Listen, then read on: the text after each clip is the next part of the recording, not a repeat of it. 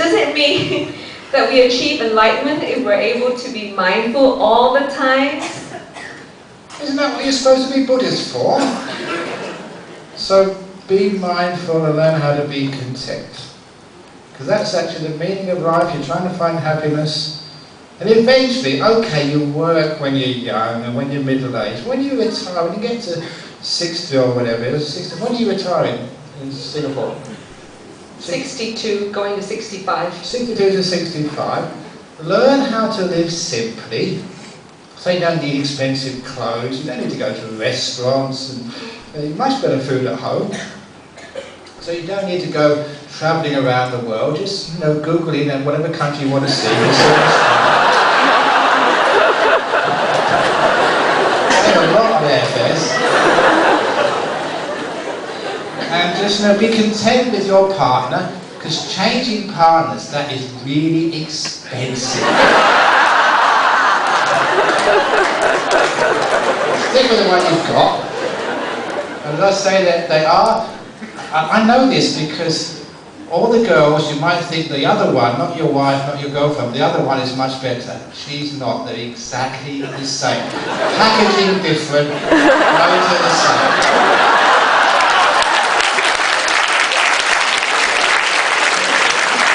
That when you retire, you don't need very much. I mean, you can actually really be content. Isn't that why you work so hard? So that one day that you can rest? That's why we work so hard. So one day we'll have enough so we can really relax and rest and enjoy a bit of peace in our life. So, work hard.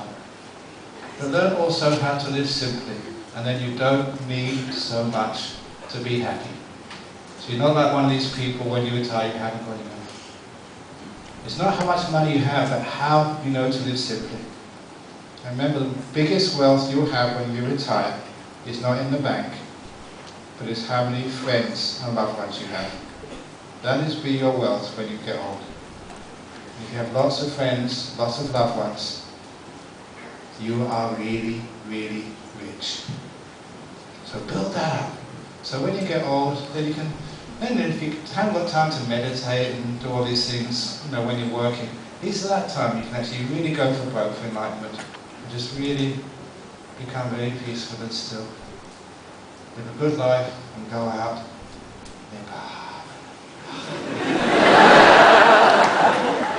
Go on. Next question. When you said don't blame others or yourself for our mistakes, what's the difference then between that and taking responsibility of our mistakes? How can we do that without blame? I take responsibility for my successes. My mistakes, somebody else's fault. Now, why is it that people keep on thinking and dwelling on their mistakes and they never ever spend equivalent time on all the wonderful, beautiful, great things they've done in life? One mistake spoils your whole day. 100 successes, you just sacrifice those because one mistake has spoiled your whole day.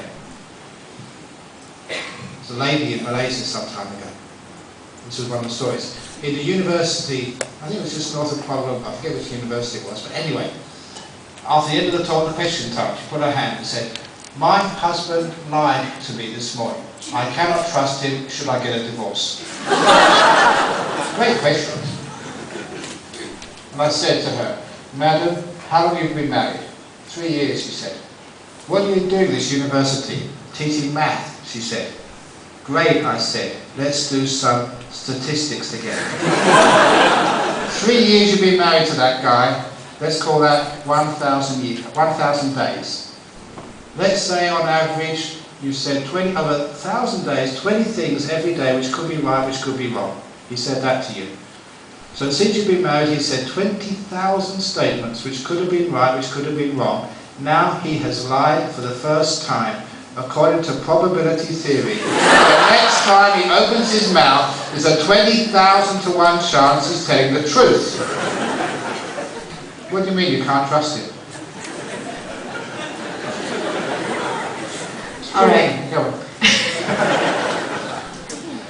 Is this this life I do good and my karma transfers to my next life, how do I ensure all that good karma, which could make me very rich, does not stop me from staying away from the teachings? Next life.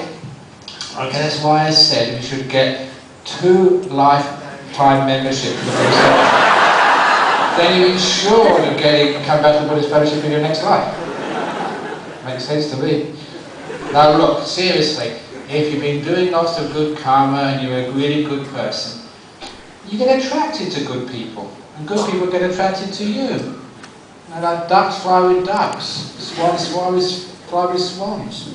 So you get attracted, there's a natural karmic attraction there. So if you've been practicing Dharma or whatever very well, the next lifetime, it's a sin, you should be practicing Dharma again if you don't make it this lifetime. When one is at a juncture of one's life with a few choices to be made, how can one decide on which choice? It is easier said to follow your heart, but if the few choices feel right. There is no such thing as a right choice or a wrong choice in life. They're just different choices, that's all. But when you take away the right and the wrong from the choices, it means you don't have so much fear about making those decisions in life. What I mean, no right choice, no wrong choice, it's just a different pathway you're going to take. And so you can always make it work no matter which way you go. But when you say there's no such thing as a right choice or a wrong choice, all you really mean there is you're not going to be afraid of making choices.